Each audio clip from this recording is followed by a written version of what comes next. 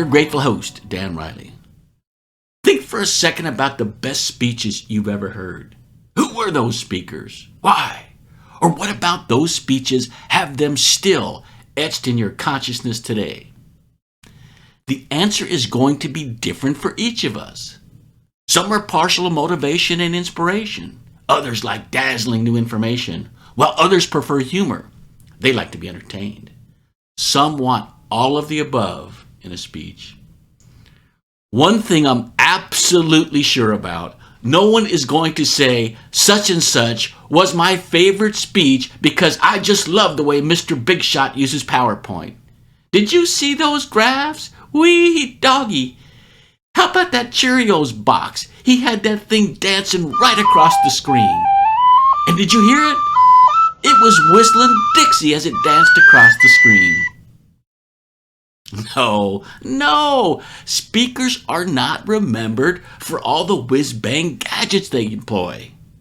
As dazzling as technology has become, it cannot be a substitute for, nor can it ever replace a good speaker.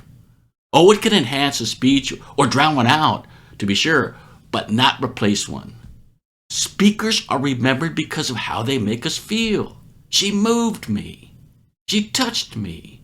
She inspired me. She made me think. She made me laugh so hard I was brought to tears. I can hear somebody out there say, yeah, but none of my favorite speeches came from a business environment. They all came from marquee speakers or the movies. Point taken. But don't you think we ought to learn from the best? And I'm not sure the employees from Starbucks would agree. In my opinion, Howard Schultz is among the top public speakers in our country today. And besides, becoming a great communicator in business, unlike any other acquirable skill, has the potential to launch one's career into the stratosphere. And who knows? That might be the very catalyst that causes a person to move to a different stage, a new place where they can deliver their magnus opus. As I've said on other podcasts, the late Jim Rohn was one of my favorite speakers. But he didn't start out as a public speaker. He gained his initial success from selling nutritional products. It was only after being asked to share his success story with a local Rotary Club, so powerful were his presentation skills, that speech took him on a journey that would someday make him a national treasure. And it launched a second career that lasted over 40 years as he shared his success philosophy with over 4,000 audiences all over the world. All right, let's get to today's topic.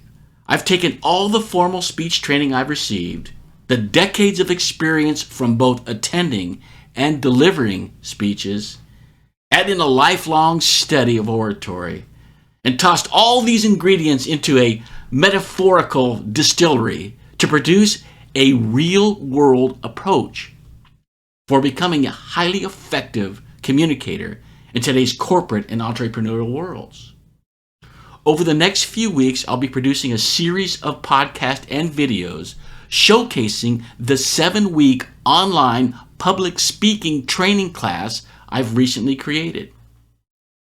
This mini-series was designed so that one best benefits by viewing or listening to these podcasts in the same sequential order as they are uploaded. This one would be third in the series. The first two were why investing in a tape recorder is important, and the other one was how to develop a speaker's mind. I've added the links to both those videos in the description. With future podcasts, I'll give their number in the mini-series. I've discovered a good starting approach as one learns the art of public speaking is to divide speech into two categories. Now, as I use the word speech for our purposes here, I am meaning not just the standard speech, but any kind of communication done in the world of commerce while other people are present, where there's an audience. Public speaking in its broadest terms.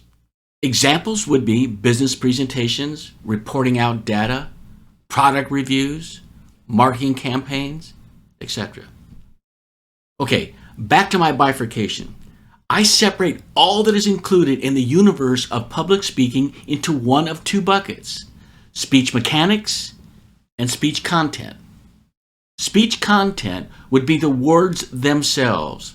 This would include storytelling, rhetorical devices, openings, body, speech closings, use of quotations, types of language, Latin or Anglo-Saxon, impromptu or extemporaneous, sensory-specific language, etc.